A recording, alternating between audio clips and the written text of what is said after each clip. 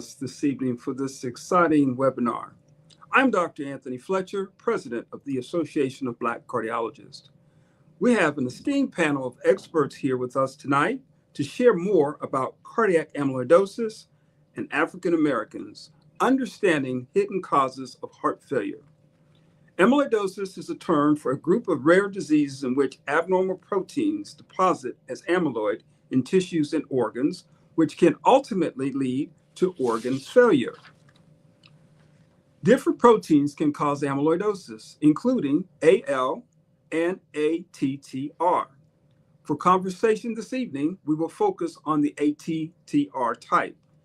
We have a lot to cover this evening, and if we have some time remaining after the presentations, we may have time for questions. We appreciate the support of our sponsors for the session this evening, Alexion, the National Medical Association, and blackdoctors.org. It is my extreme honor and pleasure to introduce our moderator for tonight's session, my esteemed colleague, Dr. Jane Morgan. Dr. Morgan? Thank you, Dr. Fletcher. It's always a pleasure to be here, always a pleasure to work with you. Hello, everyone. I'm Dr. Jane Morgan. I'm a cardiologist. I'm the chair of communications for the Association of Black Cardiologists, and I'm also the vice president of medical affairs for Hello Heart. I have the distinct pleasure of introducing to you our very esteemed panel. We will start with Dr. Cristina Cuarta. She is a cardiologist and clinical researcher specializing in rare cardiomyopathies and amyloidosis. She's an executive medical director at Alexion, AstraZeneca Rare Disease, where she leads global clinical programs and works on developing new treatments for patients with rare diseases. She earned her medical degree summa cum laude from the University of Bologna in 2006 and later completed a PhD in medical sciences focused on diagnosis and treatment of cardiac amyloidosis. Her research has taken her to Harvard Medical School, Brigham and Women's Hospital, and the National Amyloidosis Center in London, where she worked on improving diagnosis and treatment for patients and led the echocardiography lab. Further, Dr. Cuarta has contributed to numerous clinical studies and published extensively in peer-reviewed journals. She's an active member of the European Society of Cardiology and of the International Society of Amyloidosis. With expertise in clinical trial design, clinical research, and advanced imaging, she is dedicated to advancing research and care for people affected by amyloidosis and other rare diseases. Thank you, Dr. Cuarta. We will also be joined this evening by Dr. Kevin Alexander. Dr. Alexander is an advanced heart failure and transplant cardiologist and a member of the Stanford Amyloid Center. He completed internal medicine residency training at Johns Hopkins Hospital and his cardiology fellowship at Brigham and Women's Hospital. He then completed an advanced heart failure fellowship at Stanford Hospital. Dr. Alexander's clinical and research interests include cardiac amyloidosis, heart failure, and heart transplantation. His primary interest lies in cardiac amyloidosis, in particular, unraveling the molecular determinants of transthyretin amyloid cardiomyopathy to improve diagnosis and treatment. He has co-authored many publications on cardiac amyloidosis and has received research grants from the National Institutes of Health and the American Heart Association. We also will be joined by patient advocate Art Steele. You might recognize him. He is a former NFL Kansas City Chiefs defensive end. He went to Camden High School, 1971 to 1974, and played defensive end at the University of Kentucky from 1974 to 1977. He was the second overall player taken in the 1978 NFL draft. The number one player that year was Earl Campbell. Four-time Pro Bowl selection following the 1980, 1982, and 1984 seasons. He's the Chiefs' most valuable player twice in 1980 and 1984. In 1988, he was traded to the Buffalo Bills, where he played for 2 seasons. 12-year career. He had 1,128 tackles, 78 and a half sacks, 12 fumbles recovered, and 1 interception. He retired from the NFL in 1989 after playing 12 seasons, 10 with Kansas City and 2 with the Buffalo Bills. He's in the Kansas City Chiefs Hall of Fame, 1997, and he was also inducted into the National College Football Hall of Fame in 2015. Personally, he is married to Liz for 41 years, has 11 children, and is expecting his 26th grandchild in September. We want to welcome Art as well. Dr. Quarta, I would love to start with you, and let's listen to what you've been doing and your presentation that you have with us this evening. Thank you, Dr. Morgan.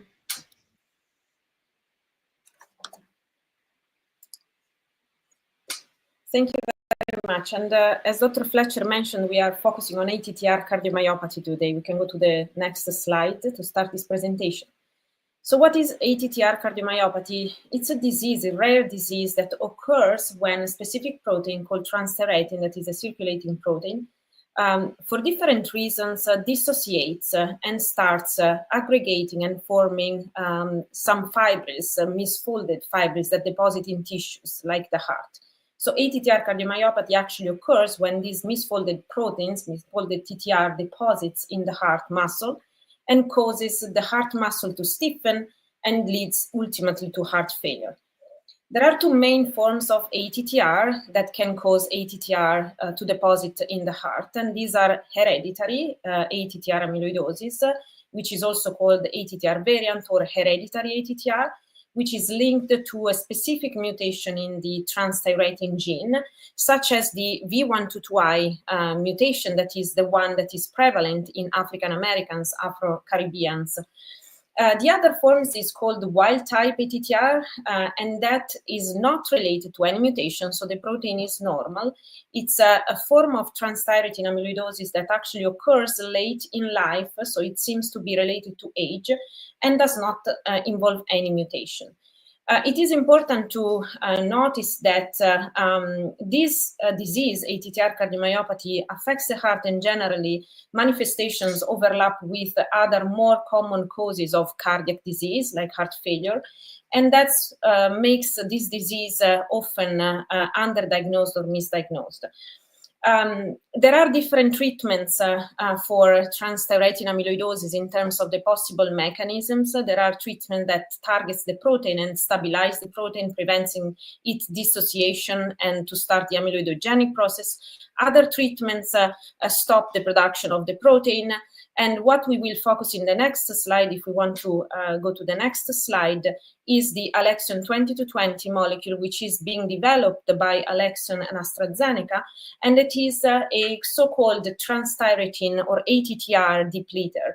So Alexion 2220 is an investigational agent that is designed to clear the existing amyloid deposits from the tissues like the heart. Unlike the other treatment mechanisms that either stabilize the protein or stop the production of the protein from the liver, that is the main source of transthyretin, Alexion 2220 binds to the misfolded protein, to the fibrils, and activates the immune system to start phagocyting, so through phagocytosis, degrading and eliminating the amyloid fibrils that are present in the tissues. It's an investigational drug, as I said, and this is being tested, being assessed for its safety and efficacy in a phase 3 trial that is summarized in the next slide. if we want to go to the next slide. This is the phase 3 clinical trial design. This is a study that is ongoing right now, is enrolling patients. It's called Depleted TRCM. It's a phase 3 randomized double-blind placebo-controlled multi-center study that evaluates the efficacy and the safety of this molecule, Alexion 2220, in adult participants with ATTR cardiomyopathy. The participants that we are enrolling are up to 1,000 patients with ATTR cardiomyopathy that get randomized into receiving Alexion 2220 intravenously monthly versus a placebo, same administration monthly intravenously. Patients can receive their standard of care treatment, which can be based on tafamidis, that is the currently approved stabilizer for TTR, acoramidis, which has been approved, and any other standard of care that is locally approved for the treatment of transthyretin amyloidosis. The trial duration is 24 to 48 months until the last participant completes at least 24 months of treatment. And as you can see here, we have a summary of the primary endpoint, which is also represented in the next slide, which is a composite endpoint of all-cause mortality and total cardiovascular clinical events. Patients get randomized in this study in a 2-to-1 randomization, which means that there is a 2/3 chance for these patients to actually be on the active drug as compared to placebo. We can go to the next slide.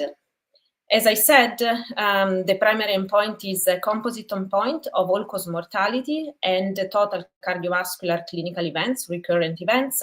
Secondary endpoint includes the composite of all-cause mortality and total heart failure events, but also the change from baseline in KCCQ-S and 6-minute walk test over 24 months. KCCQ is an important measure of quality of life in patients with heart failure, and in this case of ATTR cardiomyopathy. 6-minute walk test is a measure of the functional capacity of the patients, which has been both KCCQ and 6-minute walk test have been implemented in other clinical trials of ATTR cardiomyopathy. Other secondary endpoints include the time to cardiovascular events, all-cause mortality, and the rate of cardiovascular clinical events. It is important to notice that the patients that are being enrolled in this study are patients that are considered moderate to severe patients with ATTR cardiomyopathy. What does it mean? The study is including patients that have more than 2,000 picograms per milliliter of NT-proBNP, which is a biomarker recognized to be prognostic in heart failure and in cardiac amyloidosis as well. So these are patients that are more on the moderate severe side of severity. Patients have a clear defined presence of cardiomyopathy based on specific and commonly used diagnostic criteria, and can be either variant or wild type ATTR with a history of heart failure with NYHA class 1, 2 to 4. So again, a moderate to severe patient population, but it has to have at least 6 months of life expectancy. So patients can be moderate to severe, but not to the edge of having a very short life expectancy to, of course, not put patients in danger of any safety issue during a clinical trial. Exclusion criteria have tried to minimize any potential of course, the safety issues for the patients, but also very focusing on the exclusion of patients that do not actually have ATTR cardiomyopathy, and that, of course, will not benefit from a treatment that specifically targets the TTR amyloid in the tissue. Patients should not have a low LV ejection fraction, so they have at least 30% to be in the trial, and should not have a low renal function by eGFR, so patients with less than 20 milliliter per minute of glomerular function rate will not be included in the study. And with that, I will hand back over to Dr. Morgan, as I have my slides finished. Thank you. Thank you so much, Dr. Corto. We definitely have questions at the end if we have time, but an excellent presentation. And thank you for all of your work and dedication in this area. It's really important in those clinical trials as well. Next, we will bring up Dr. Kevin Alexander. Hello, everyone, and thank you for the opportunity to speak about this important topic. I don't have any slides, but I have a few minutes of comments that kind of frame some of my thoughts about where we are in the field of ATTR amyloidosis, and certainly look forward to the question and answer session. So the three words of what I'm going to say would boil down to some of the topics that I think are really important and messages that are important for ATTR. First, I'm going to talk about the hope in this disease. Then I'm going to talk about the challenges that we face, and then thirdly, what are the opportunities as we move forward. So I think in 2025, there's a lot of patients and physicians should have a lot of hope about caring for patients with ATTR amyloidosis. There's been a lot of advances in the 10 plus years or so in terms of the diagnosis and treatment of this condition. We now have ways to diagnose many patients non-invasively using nuclear imaging scans rather than having to perform biopsies, which can be more invasive. And also there's less access to that procedure, particularly in underserved areas. And so this has enabled more and more patients to be diagnosed.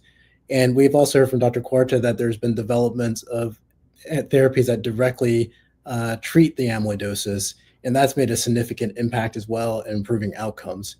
We know that in particular that the currently available therapies work better when patients are diagnosed early, because these treatments mostly focus on preventing new amyloid from forming rather than removing the amyloid that's already in the heart. And so that gets to the next topic that I'd like to talk about, which is the challenge that we face.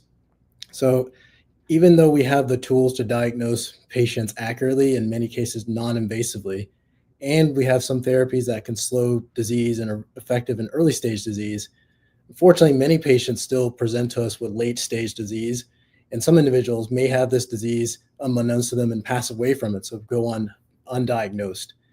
And that's a big challenge that we face, making the early diagnosis and starting treatments as soon as we can.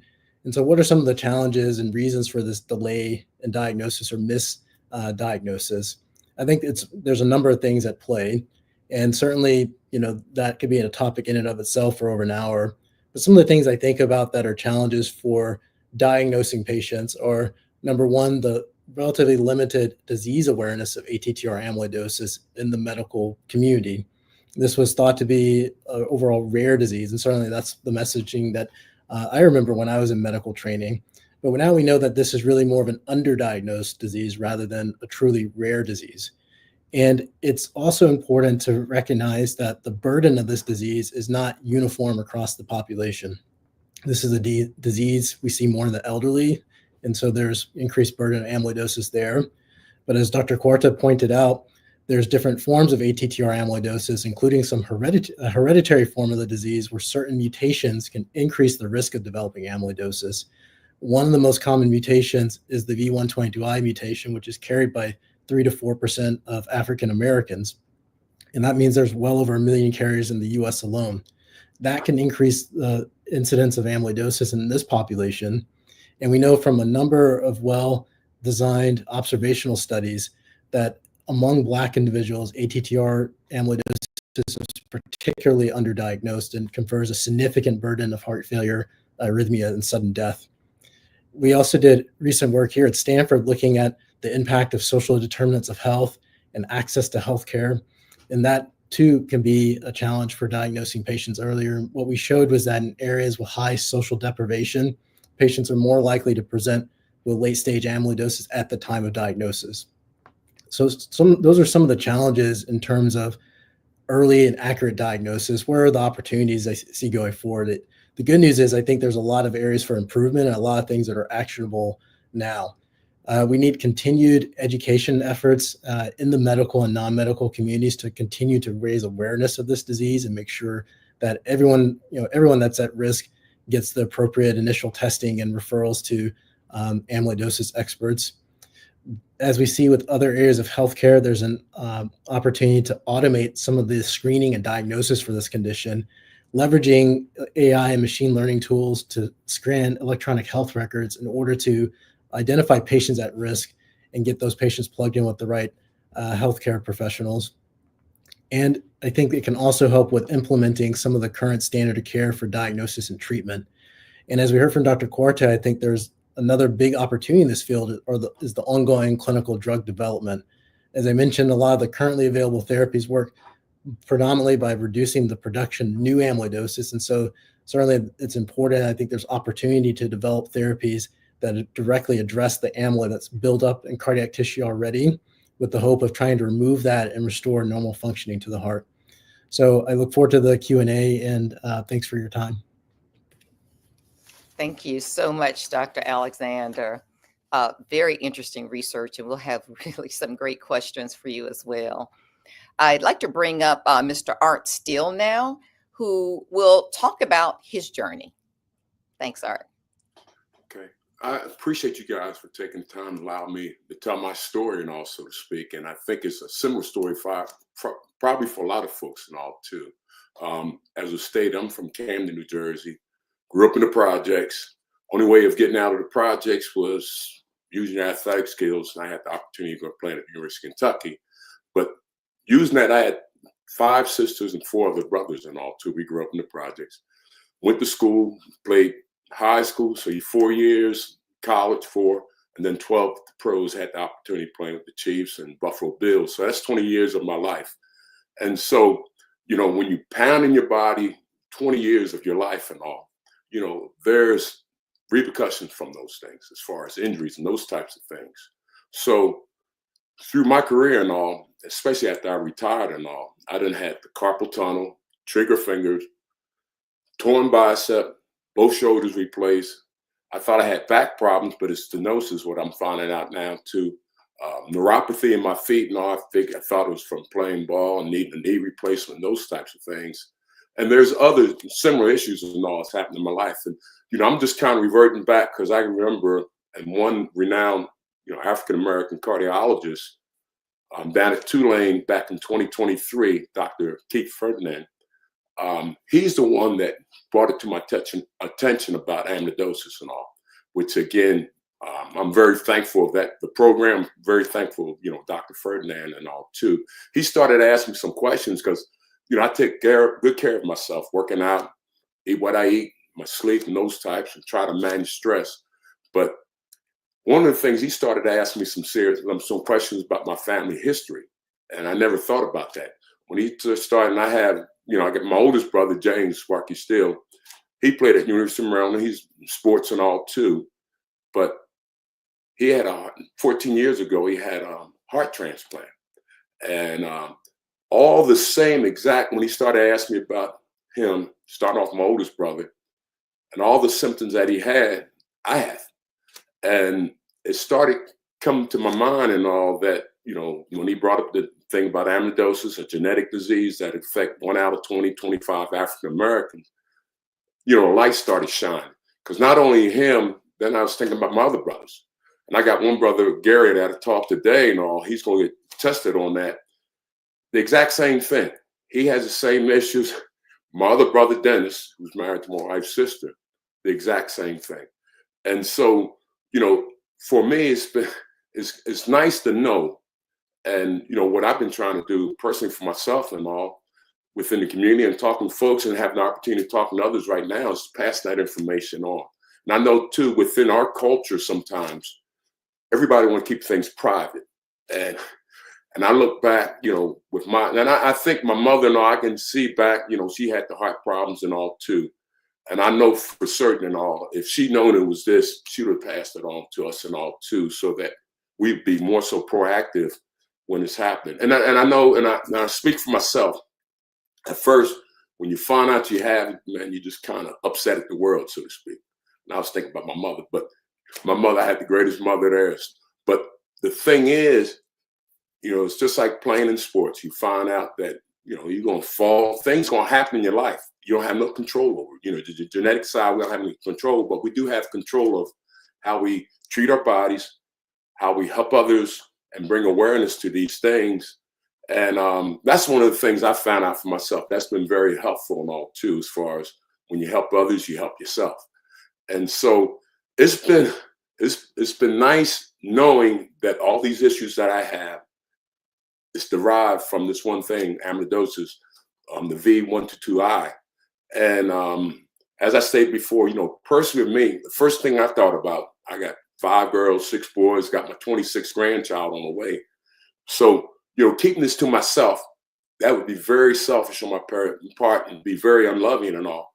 So I'm encouraging all my family members, my brothers and sisters. I got, cousins and all too. So getting this information out.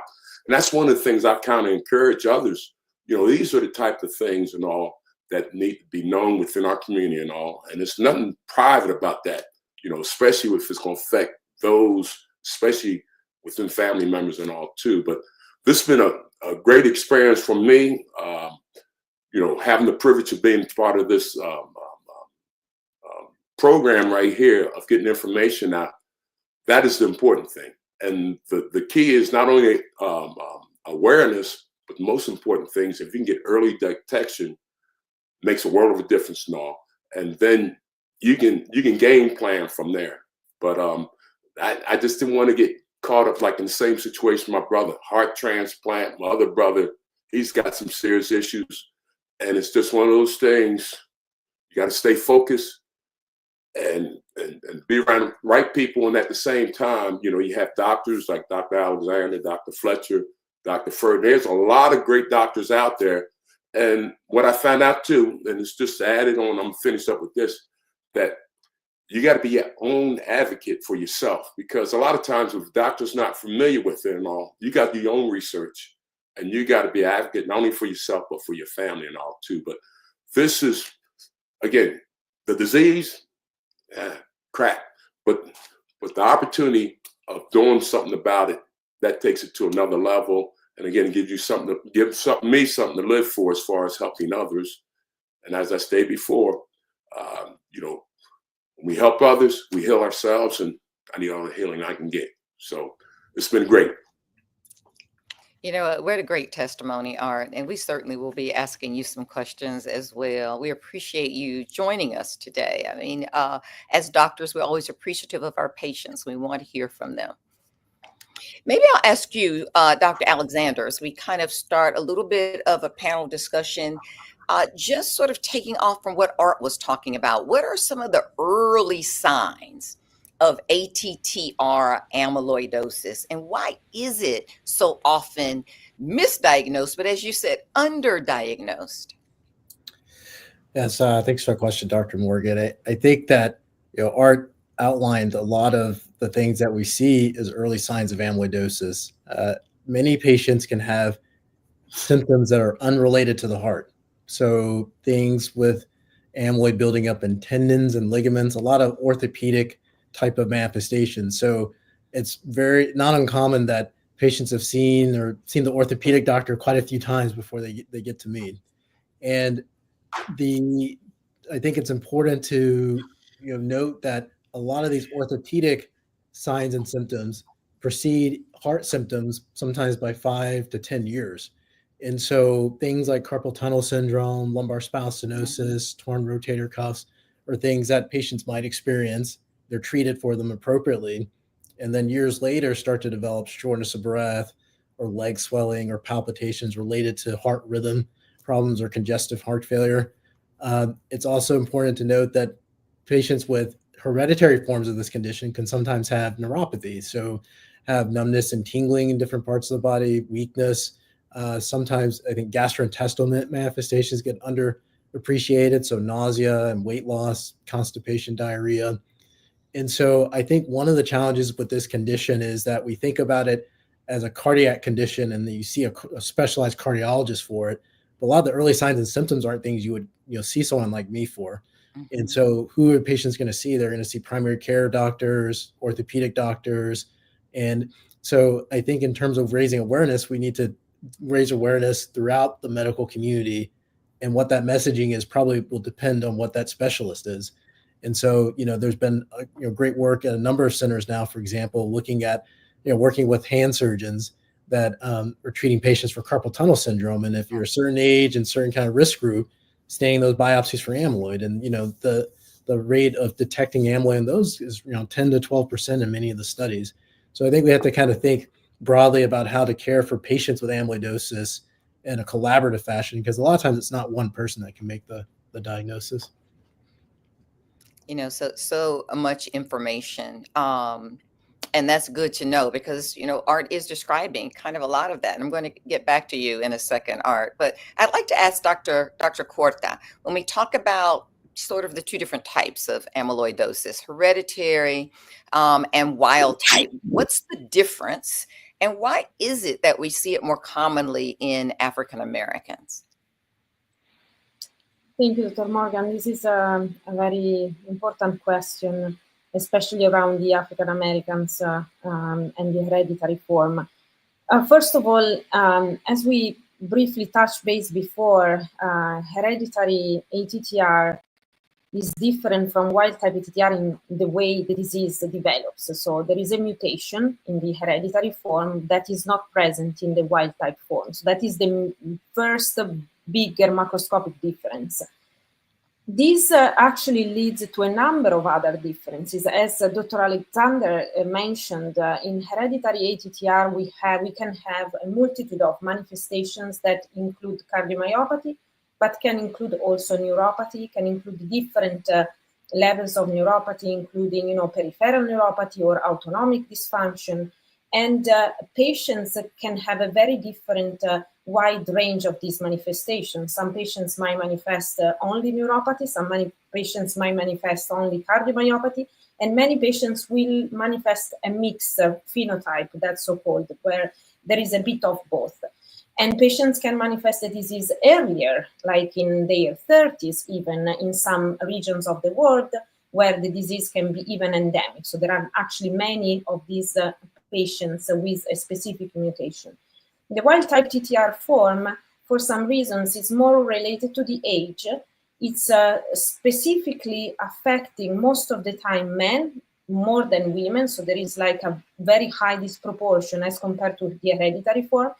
And it affects primarily the heart. As Dr. Alexander mentioned, these patients might actually manifest carpal tunnel syndrome or spinal stenosis even years before they start presenting the cardiac symptoms. So there are some differences in the way the disease generates and manifests. For the African Americans, there is an important aspect to consider, that is around this specific variant, this mutation that is called the V122I, that is based on where actually the mutation occurs in the TTR gene. Mm-hmm. And that variant is quite prevalent in subjects that have African descent.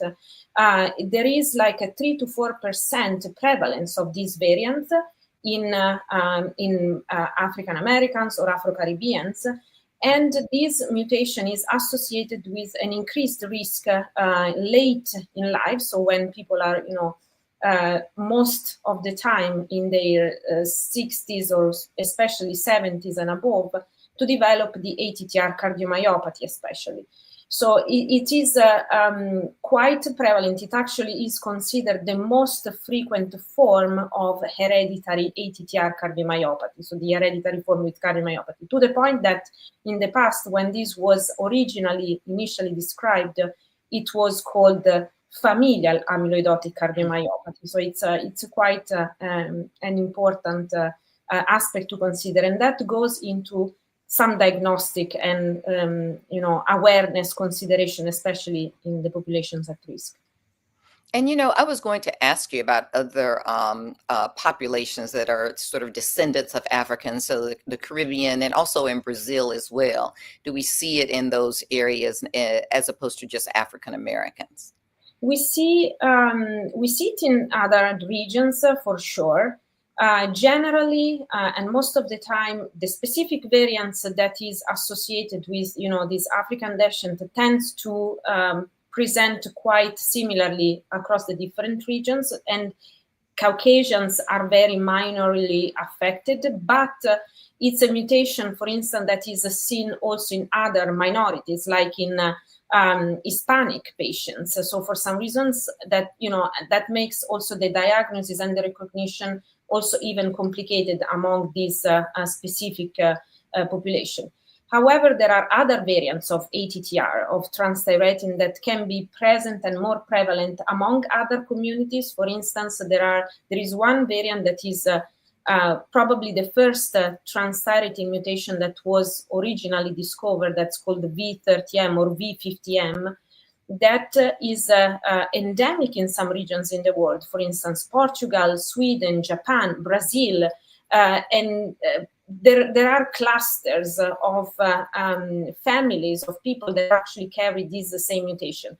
This is important for this variant, but also for the African American or Afro-Caribbean variant, the V122 variant, because if physicians are aware of these variants in certain communities, when they see a patient that has heart failure or maybe that has a thickened heart, they should think about the possibility of that variant, for instance, among African Americans that have heart failure, or among people that present with some neuropathic manifestations in Portugal, for instance, to think about the other mutation.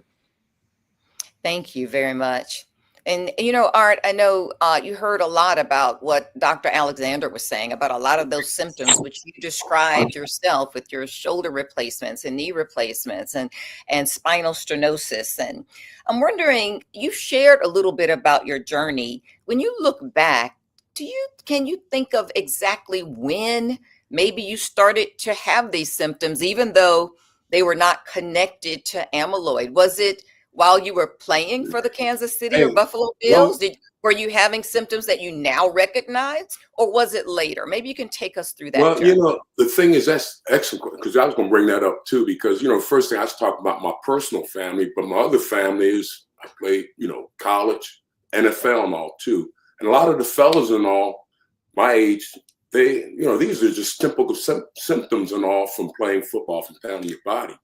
But then, nice thing about going back, because I can track my history from college, medical record. And I remember my last game was in 1990, January 1990, and we played Cleveland. But then I had shoulder problems. So that within a month or so, I had orthoscopic surgery on my shoulder. And then like these symptoms like Dr. Alexander was talking about, the doctor told me, Dr. Weiss, he told me, he said, orthopedic doctor, told me, he said, hey, don't be surprised if your bicep tendon tears. And I'm thinking, in my mind, I'm thinking, Doc got in there and nipped something in there, and now he's trying to protect himself. And then within that following year, my bicep tendon tore. And then, just symptoms start coming along, from back problems I thought of from playing on turf, right. And then come to find out it was stenosis and all too. And these are all some symptoms. of your former players were also probably having problems, and it wasn't amyloid. They actually did have injury-related issues. Yes. And that's the thing. In my mind, I'm thinking too, and I even, in comparison today, people say when you get diagnosed, well, basically when I came out of the womb, I had it. I didn't know it until 2023. But and to put things in perspective, just like in reference to active players right now, there's about 1,800 or so, active African American. But if you do the numbers, 3 to 4%, there's probably 50 or so ball players, active players that have the variant right now that don't know anything about it. So one of the things we've been trying to do is and even the team doctors may be attributing their symptoms, all the other injuries that they're treating on the team. Yes, and Dr. Alexander can vouch for that, because that's what they do. They just treat the symptom, and that's the whole point. Just like tomorrow, I'm going with my brother to the doctor, and he's been having symptoms, and we're gonna go along, but he's gonna get tested and all. And old Gary, man, he's been having problems all his life. And so sometimes you need an advocate too to go in that maybe knows something about it, because some of the doctors in denial. And I'll give you one example, a good example. Just recently, I had my carpal tunnel done, a doctor here in town, and I explained to him about the amyloidosis. He thought it was something. He said, my mother's got it too, but I don't think. So you get some people are very skeptical in the professional, from the healthcare industry, and that's not a good sign either and all. You know, you got to take these things seriously, because in the long run, if you don't get it taken care of, real simple, I had to just do a mouth swab. You can know if you have it or you don't have it. If you have it, now you know you got something to work with, you know the core issues, and now you can work with something. But if you don't know, you can just be going off a whim, then sooner or later, and it's a shame, maybe a heart transplant or something like that, you know, kidney or whatever. And right now, I got the AFib, and one of the nice things of taking the medication right now, at least it won't get any worse. So that gives you hope. You know, I ain't look at my brother, man. I said, man, I ain't gonna be like him, because basically they messed his back up doing surgery on this stenosis they didn't know, and he's in a wheelchair, been manually cathing and all, and his quality of life is almost gone, so to speak. So. Right. That is such a heartbreaking story. Yeah. So when you think back on your age, when you maybe, now that you know you have so much education on it, how old were you when you think you actually first had a symptom, even though it was not recognized? Were you in your 20s or you in your 30s? It was probably more like in my 30s and all, because I know the one symptom that we was talking about as far as the bicep, that was kind of, because I keep myself in pretty good shape, working out and all too. And when he told me, and that's why in my mind, I'm thinking, Doc done did something to my shoulder, and my bicep messed me all up.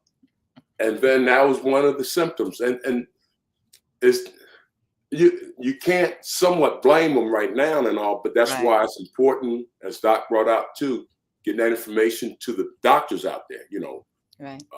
From doing carpal tunnels and all that stuff, get that information out. And that's a mission, I think, on both sides, healthcare, patient advocates like myself, and caregivers. That's our responsibility. Right. And I think Dr. Alexander, alluded to that, Dr. Alexander, and I'll ask you about that, that maybe orthopedists need to be trained a little bit more to look out for these things, or hand surgeons, or repairing carpal tunnel syndrome. Let's do some simple tests. And, Dr. Alexander, Art referred to just doing a mouth swab, but maybe you could talk about what are the testing methods used to diagnose cardiac amyloidosis, and when should patients request this testing? You heard Art say, I'm trying to get all of my brothers to go in and get tested. Should he also be getting his sisters to go in, or how does this work?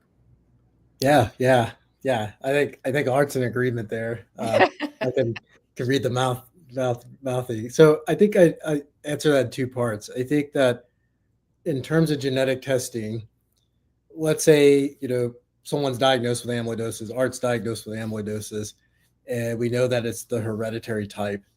I think that anyone that's a first degree relative, so brother, sister, children, should think about genetic testing. The only reason I say think about it is I think there's probably an age under which I think it's okay to kind of give a little more time and kind of just to monitor things. So, I wouldn't advocate to do genetic testing in, minors, because we know this is a disease that affects people in adulthood. I mean, they should know that maybe a hereditary condition, you should get testing later in life. But I think, there's some time for that.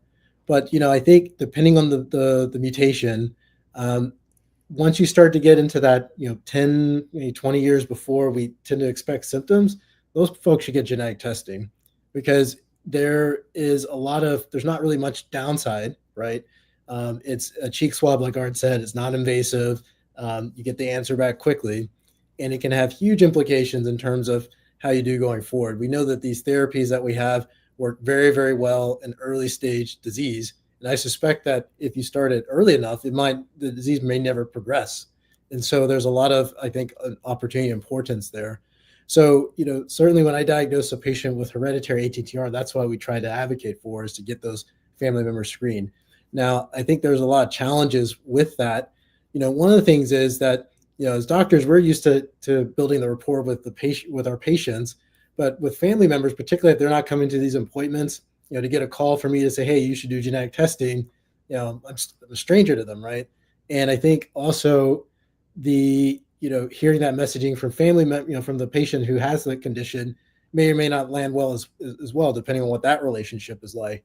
So I do think that there's a lot of work in, I'm an academician, so I feel like we need to develop some studies around this in terms of how to communicate these results to a lay audience, empower patients with the tools to communicate this to patients, Then on the medical side, also, figure out how to best engage patients. What I found is if family members come to the visit with the patient, I'm much more likely to get them to agree to do genetic testing because they see kind of the relationship, I have with the patient.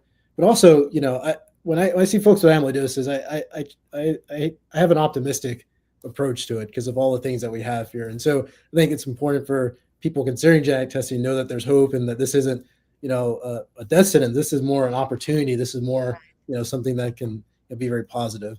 In terms of the testing so that's kind of genetic testing for people that might be at risk. For people that could have symptoms from amyloidosis, we have a lot of tools to diagnose this without, in many cases, avoiding a biopsy.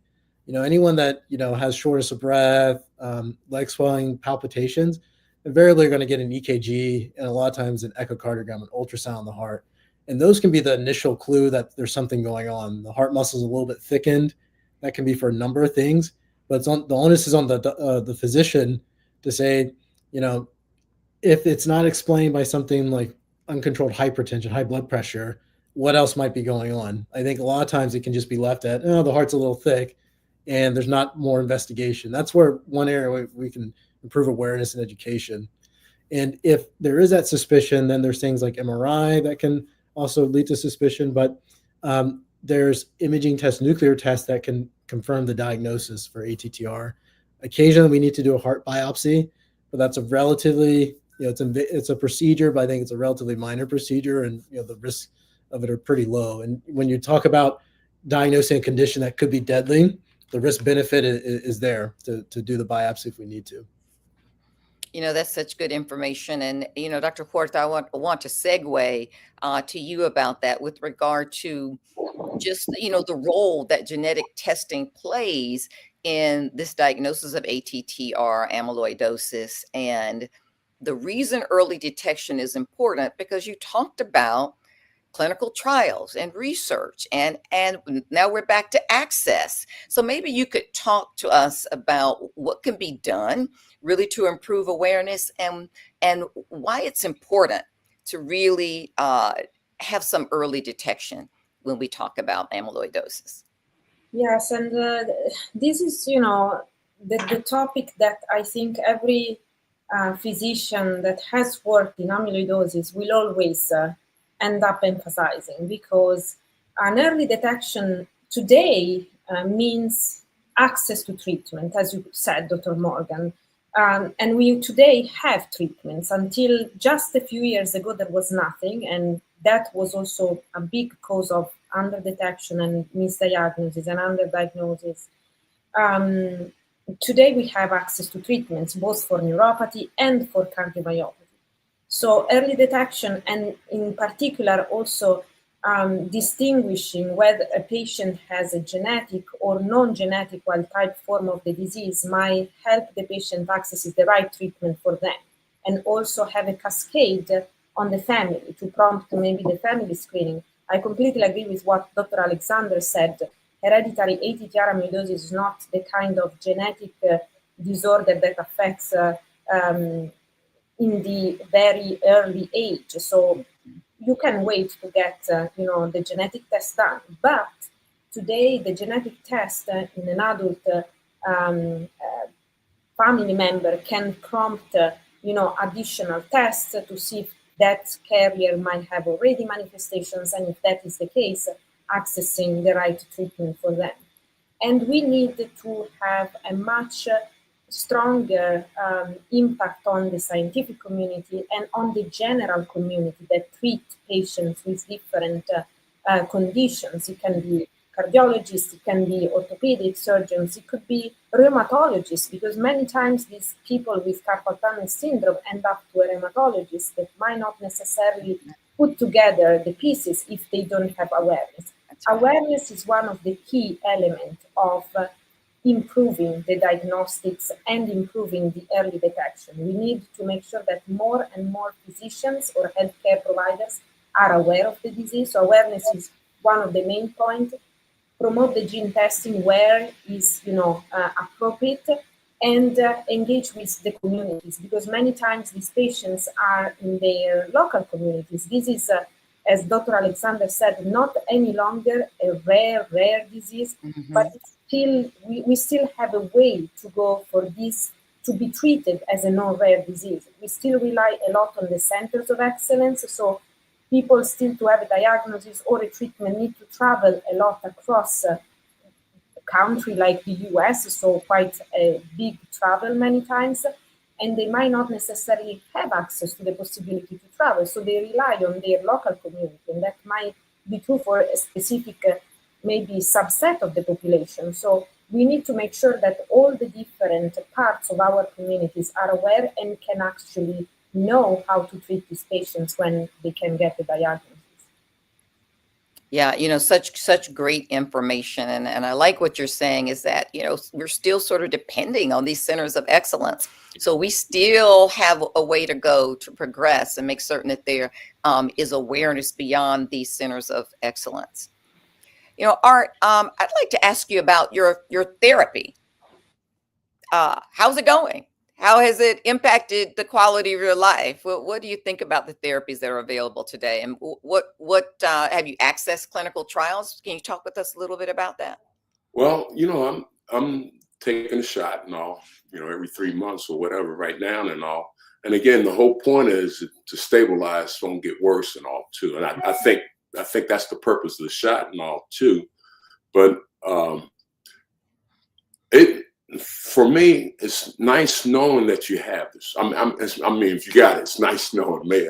It's not nice having it, but I don't have no alternative right now and all. But it's nice knowing that, okay, this is the issue, and you got doctors, out there, and Dr. Brett, Sperry is my doctor here in town. Dr. Alexander. I mean, you got a list of good doctors throughout the whole country and all that, keep staying updated with new information coming out, stuff kind of helps you and all. I still, personally for myself, it's physical, but psychologically, I'm still working out, watching what I eat. And I think that's part of the process. A lot of it is physical, but psychologically, just like, you see sometimes people might have diabetes, and I guess I am cracking, where people figure, hey, I'm going to take the medication, but then I'm gonna still eat this type of food over here and don't exercise, right? And then depend on the medication. And I think that's where the whole team aspect comes into place. You have doctors, you have the pharmaceutical companies, and then you got the patients and all too. So how do we work as a team? They're gonna do everything on their side. What are we doing as patients and all that have the disease? What are we doing to enhance and take us to the next level? And I always tell people, I'm trying to extend my shelf life, so anything I can do it in that regards. And I know that has to do with nutrition and all too. But again, you need the medication, you need the doctors, and you got to be part of that whole team. And again, another thing Doc was saying one time, which works for me and all. They said wives save lives, because a lot of times when I go to the doctor and all, they go, hey, you have any issues and all? Me ask. And I'm like, oh, I'm doing great. And then the boss lady, my parole officer, Liz, over there, she's like this. So, as men and all, sometimes but again, when you have a good partner and all, kind of keep things in perspective and all too. So it's a matter of just being part of the team and doing your part. Art, you might have a future in behavioral science. You just described that beautifully. And you're right. Medicine is not a panacea. It's what I gotta say? I think those are years of good concussion. Nutrition, physical activity. No, I was gonna say it's years of not wearing a helmet, concussions. That's okay. You seem to be thinking clearly. I think that's great. You might have a second career. Yeah. Listen, we have a few minutes left. Dr. Alexander, I want to ask you about primary care physicians and cardiologists like myself. What should we be looking for when we're evaluating then patients with these unexplained heart failure symptoms? Yeah, I mean, I think your last comment, unexplained, is hit the nail on the head. What I mean by that, I think, and this theme is true in other areas of medicine, always ask why. Why is this happening? Why does a patient have this symptom? Why do they have these signs? And I think in our busy practices, it's easy to kind of anchor onto things that are more common. Why is the heart thick? Because there's high blood pressure. But a lot of times when you look back, I mean, the blood pressure really wasn't that high. Actually, it's been pretty well controlled. And so I think we have to condition ourselves to ask that why question. And I think the things for primary care doctors and general cardiologists to think about, carpal tunnel syndrome, or other kind of orthopedic manifestations, and then signs of heart failure and arrhythmia, so thickening of the heart, shortness of breath, leg swelling, and certainly if there's a family history of heart conditions. I think those are the three kind of big buckets to think about. And I think that I agree with the comments that this is increasingly going to be managed by primary care physician, or detected by primary care physicians, general cardiologists, and more of this will be democratized to them, and not just amyloid centers of excellence managing patients. That being said, I think one of the things that amyloid centers that we have to think through as well is making sure that we avail ourselves to all these practices and meet patients in these local communities where they are. And I think things like telemedicine and other things can do that. I mean, I think in California, we have a big catchment area, and we can, I can see someone 300 miles away via telemedicine and work with that local team. So, it's not necessarily, the primary care doctor needs to start to finish, have awareness, diagnose, start treatment. Even that awareness and say, hey, there's something off, we need to do testing. If you feel comfortable doing that, all great. But if not, we have to make sure there's resources there that we can partner and collaborate. Well, my goodness, this was a great panel discussion. I want to thank you, Mr. Art Steele, Dr. Kevin Alexander, Dr. Christina Cuarta. This was excellent. I'm going to hand the baton over back to our fearless leader, Dr. Anthony Fletcher.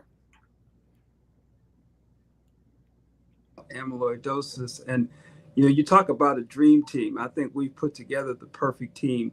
Dr. Cuarta as our research scientist, kind of looking at the future and current therapies and future therapies. Dr. Alexander talking to us about how to make the diagnosis and working to be more inclusive of screening and getting out, overcoming the social determinants of health. My all-pro doctor, I call him doctor of NFL, Mr. Art Steele. I mean, he puts the face on the disease. He's telling you all the things that we read in the textbooks about the signs and the symptoms, and people can identify with that. So I thank all of you. I think this is very important, and certainly has put into place a way of better understanding amyloidosis and its potential future for therapy and good outcomes. The beautiful thing is that ABC is celebrating its 50th year of existence, and one of the things that we're celebrating this year is forward-thinking events, and that's what this has been, a forward-thinking event talking about how to approach amyloidosis. And I think the other thing that has helped us highlight is the fact that so often these diseases affect some segments of the population more than others. And so we certainly want this webinar to be an example of how we can make differences in our community through the ABC. And one of the things that we certainly are proud of at the ABC is that we're about saving the hearts and minds of a diverse America. Thank you again so much for this opportunity. Dr. Morgan, thank you so much for guiding us through this very, very elegant discussion about amyloidosis. Thank you. Pleasure. My pleasure. Thank you. And if there are any further questions or interest about the Association of Black Cardiologists or amyloidosis, please feel free to contact us at abcardio.org. And you can also access this webinar. Thanks again so much. We appreciate our hosts, our sponsors, Alexion, the NMA, National Medical Association, and blackdoctors.org. We thank you so much. Have a good night. We look forward to the next webinar.